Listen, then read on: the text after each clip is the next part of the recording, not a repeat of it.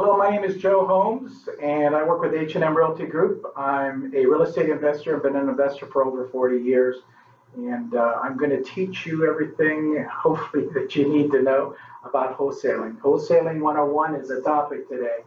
And the first thing I want to talk about is lead generation, okay? The first one is the bandit sign, and as you can see over here, that's the bandit sign that we use. You can place the bandit signs pretty much wherever you want.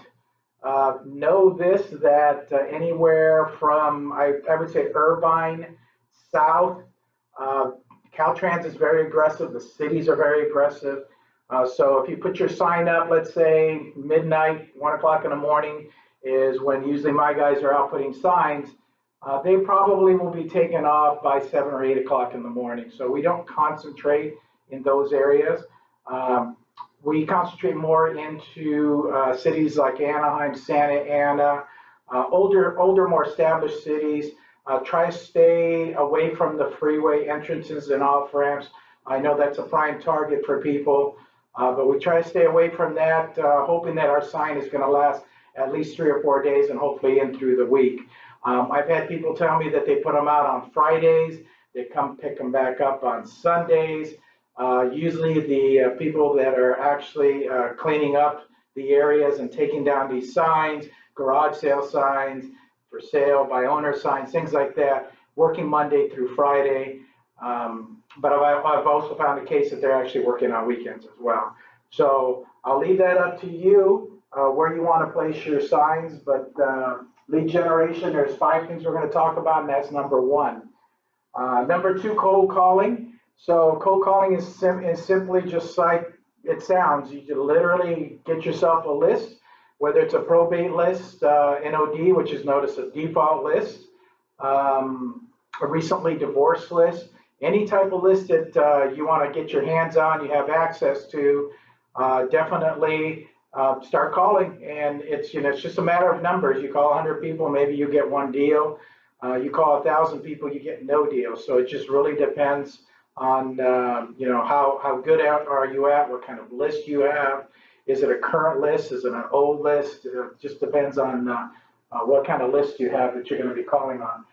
Direct mail seems to be the most popular, but this is something, I'm here in Orange County, California. I do not recommend that you do that. There are actually huge companies out there, real estate companies, that do nothing but direct mail. They're mailing out 15 to 20,000 pieces of mail a month, okay? And they're doing volume work. And so if they mail out 20 and they get 5 or 6 leads, and then they turn those leads into actual sales at the end of the day through their wholesale process, then that makes dollars and cents for them. You as an individual, it's going to cost you anywhere between 75 cents and $1 to mail out a letter. If you're doing it electronically with a company, yes, you can save more money if you're doing it yourself. Up to you. It's your money. You can spend it however you want. I'm just telling you that here in Orange County, it's very, very difficult to get calls back on mail.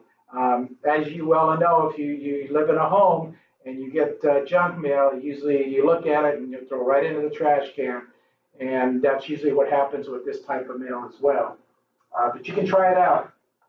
Door knocking is just like it sounds, knocking on somebody's door. So you get yourself, I usually like to do notice a default knocking. So I'm knocking on somebody's door who I know is already in trouble. So why not go knock on their door? They're not making their payment to the bank, so the bank's filed what's called a notice of default, and it puts everybody in the world on notice that this person's not making their mortgage payment. You go knock on the door, tell them, hey, my name's Joe, I'm a real estate agent, and I'd like to buy your home for cash. That's a great conversation to have at the door, see what kind of reception you get, and then go from there, okay? Websites, you can create some websites. There's a lot of good companies out there. These are my 2 websites. So I track buyers using fliphomesoc.com, and I track sellers using WeBuyUglyOCHomes.com. Okay, you can create whatever website you want. Now, remember, a website's a website. If you have to advertise it to get people to come to it, it's not a panacea in that once you create a website, everybody in the world's going to know and they're going to come to it. I've got hundreds of buyers right now. I've got hundreds of buyers that are looking for deals, and that's kind of the area of the market that we're in right now. I've got very few sellers, so I'm having to put bandit signs out. I'm having to do cold calling. I'm having to do door knocking. This just is an addition to everything else that you see here. So if you're going to start a wholesaling business, these are the 5 areas that you need to concentrate on. And whether you're working by yourself or with a partner, I'm happy to answer any questions. Please give me a call anytime. My direct number, 949-625-4532. Thank you for joining me today, and I'll continue this series as we go along.